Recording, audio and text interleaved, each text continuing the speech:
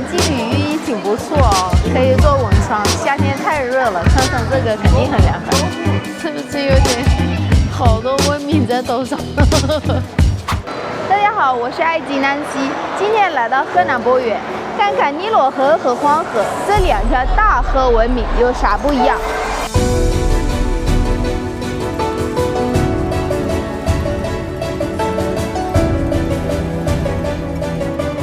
先去看几件青铜器，我去，这也太夸张了吧！超级无敌复杂，我觉得这个工匠就是想告诉大家，我是天下第一，别人做不出来的。这肯定是国王的东西，太厉害了！中国的青铜器还是比较发达，看做工都那么复杂，上面的花纹也很细，感觉和亮出玉器的花纹很接近。这么大的一个酒器，古人酒量很厉害。这个不会死的吧？水器啊，哈哈哈哈，吓死！怪不得中国的美食这么多，基本上的所有的青铜器都是和饮食相关的，有点像卡皮巴拉。感觉河南博源的青铜器比别的地方多一些，各种各样的都有。这件联合防护就是镇馆之宝之一，一只鸟站在莲花上面。埃及的创世神话里，就是一只贝努鸟站在象征生命的莲花上，叫了一声，世界就诞生了。不知道这里的鸟站在莲花上是什么意思？我对这个文物的女主人更感兴趣，因为她是女将军。埃及历史上没有这个角色，有几个女法老，但是女将军没有。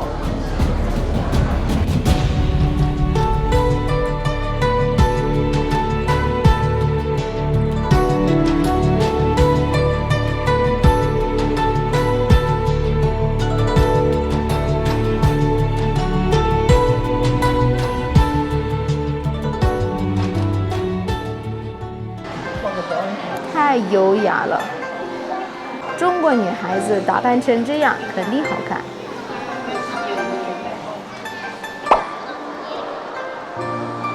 哇，这个狗好可爱啊，嘴巴圆圆的，好逼真啊，和大街上的狗狗很像。这个工匠肯定也是很可爱的人。哦，这种我知道，肯定是陪葬品，因为埃及有很多这种小房子。埃及的平民没有能力把墓葬做得像家一样宽敞，就用粘土做一些房子、园子来陪葬。有的园子里还会种上树，或者养几只猫猫狗狗。这一点能看出来，两个文明之间对死后的观念还是有一些相似的。来这里千万不能错过这件产品——死圣图。感觉壁画在中国博物馆比较少见。听说它比敦煌壁画还要早600年。要知道，河南不像埃及那么干燥，能保存这个颜色那么好，太难得了。不知道用什么颜料做的。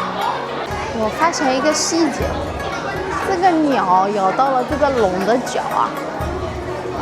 9000到几千年都有乐器啊。9000到几千年，埃及就大草原啊，这比埃及早很多。这个双壶挺有意思，埃及博物馆也有，但是没有解释是用来干嘛的。他这里说作为友好、团结、联合及爱情的象征。我觉得埃及也可以从这个角度来研究一下，说不定就是这个意思了。我觉得这就是文化交流重要性，用一个文化来解释另一个文化的秘籍，说不定有一个很合理的解释了呢。这个金缕衣挺不错哦，可以做文创。夏天太热了，穿上这个肯定很凉快。我一直有疑问，为什么只有中国古代有书法，别的文明都没有？把字写得很好，既然能有名几千年，真的理解不了。河南博源还是挺让我意外。两个大河文明之间相似之处还是很多的。看这件造型太复杂了，这种色彩搭配和埃及太像了。我猜应该是绿神石、红质石或者玛瑙这种天然的石头。哇，这里这么多收藏的石碑啊！我以为中国主要是青铜器和瓷器呢，没想到这么多石碑啊！我发现中国的石碑和埃及的有一个区别，埃及是阴刻，中国是阳刻。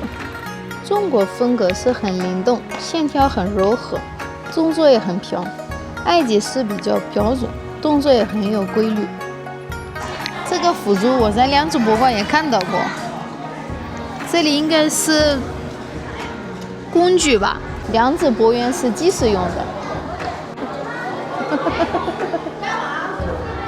我觉得这个雕像应该和下面的狗放在一起。这件汝窑瓷器也是镇馆之宝，这颜色太漂亮了，而且仔细看的话还有花纹。大家不要打我哦，这种瓷器啊，在小英博物馆一柜子一柜子的看，真的是它们太多了，而且什么颜色都有。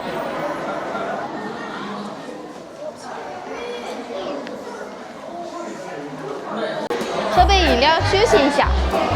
这个杯子很到位啊，埃及要做金字塔的形状的杯子多牛逼！还有那个是谁的面相？你好，这个可以带吗？